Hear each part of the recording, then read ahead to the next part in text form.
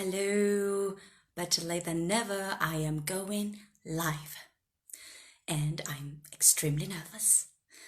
For my last story, I chose something a little darker, and it's The Landlady by Roald Dahl. Our story begins with young Billy Weaver. He had just arrived at Bath. What a nice place! So he walked and walked and walked briskly, and he was looking for a place to stay that night. Not too far away, he spotted a sign that said bed and breakfast. Oh, well, that could do. So we went next to the window and peeped. The inside looked dark, full of furniture. He didn't know if there was anyone inside, but he knocked on the door. And suddenly, the door opened, and a woman, about 45, with her hair up, serious face, she said, "Hello, Tess, please come inside." Billy was a little frightened. "All right, thank you. He grabbed his suitcase and went inside. Oh, well, what a place you've got. I'm looking for a room to stay tonight.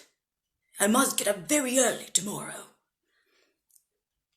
"Oh, yes, of course. We have been waiting for you, indeed. Oh, I'm so happy you're here. I was getting a little worried." "Oh, well, you must not worry about me. May I have a place for tonight? How much is it?"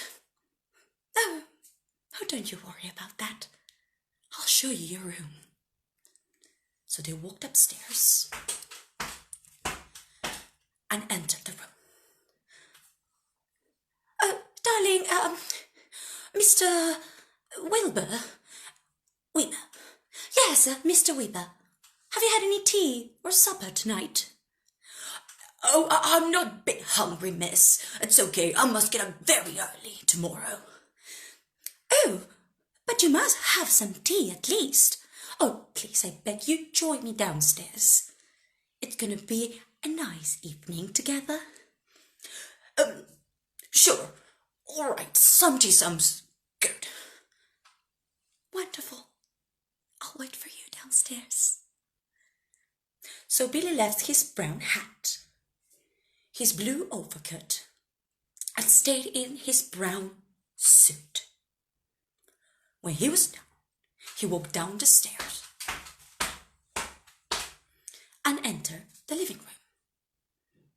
The landlady was preparing a tray with tea. Oh, Mr. Weber, I'm so glad you came to join me." "Oh, yes, thank you. And then, right in the corner of his eye, he spotted a big old book.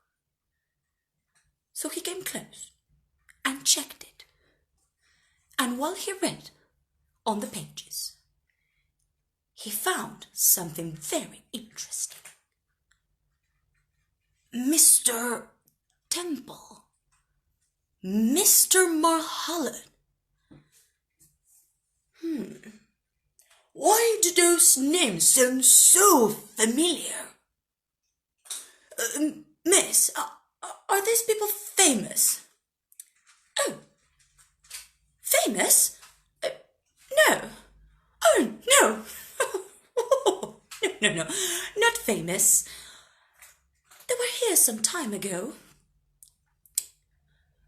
but I don't remember them very well. Oh, Mr. Temple, he was one for tea. I had never seen anyone drink so much tea as he did."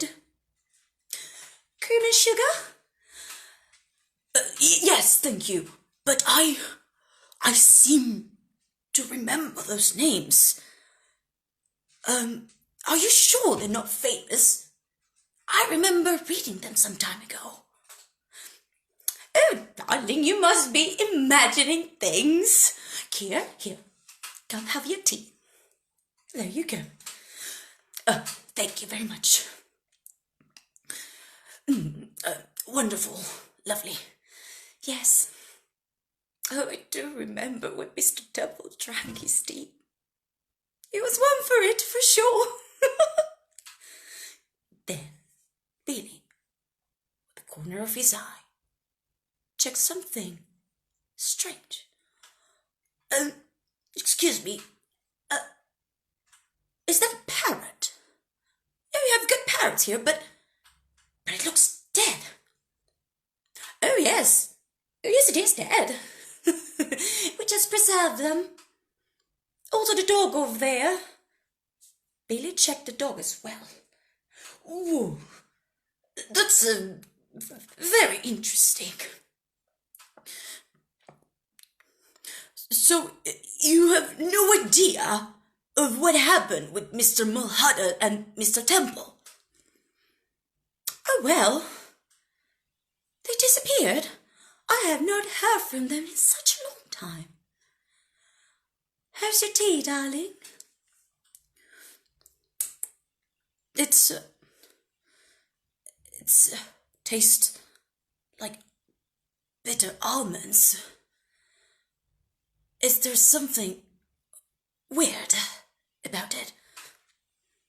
Oh, don't you worry. It's gonna be all right. You're gonna be all right.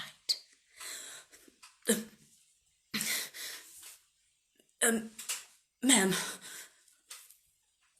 have you had any more guests than me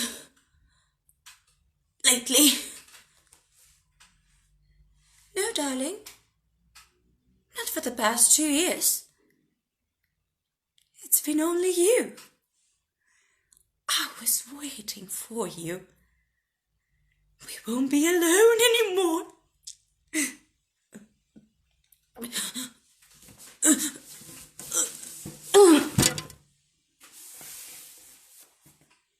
The landlady grabbed Billy Weber's body and she took him to the room next door. She dragged him and dragged him and dragged him. She managed to place him on a table and grabbed her equipment. Some cotton, alcohol, a knife, and a needle to sew. She poured some alcohol over the body, grabbed the knife, and cut across. She removed the heart. Ooh. You're gonna look wonderful, my dear. She grabbed the stomach and filled his body with cotton and filled it and filled it. She grabbed the needle and sewed the body. Oh, darling, you look beautiful. I am sure that Mr. Temple and Mr. Mulholland will be happy to have you with them in the room upstairs. You guys are going to be so happy together, like a big, big family. Welcome home. And that is how Billy Weber came to live at the landlady's room forever. And that has been my final story. It was dark, I did say so, and I have enjoyed this greatly. And thank you, Natty, for this wonderful opportunity. And I don't know when I will see you again,